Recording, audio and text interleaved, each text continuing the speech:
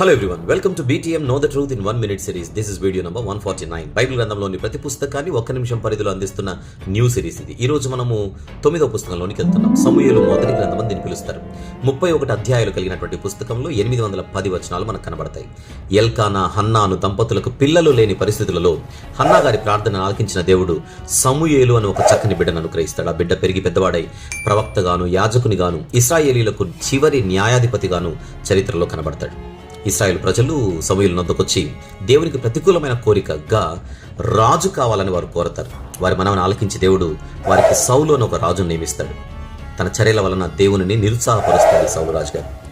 తర్వాత దేవుడు దావీదు గారిని హెచ్చించడం జరుగుతుంది. గొల్యాతును చంపి మేలు చేసిన దావీదు గారిపై సౌలు తన మద్దతుదారులు హేతువు లేకుండానే ఆయనపై ద్వేషం పెంచుకుంటారు. ఇది శరీరధారిగా వచ్చిన యేసుక్రీస్తు ప్రభు జీవితంలో జరిగిన వాటికి ఛాయగా కనబడుతుంది. That's it.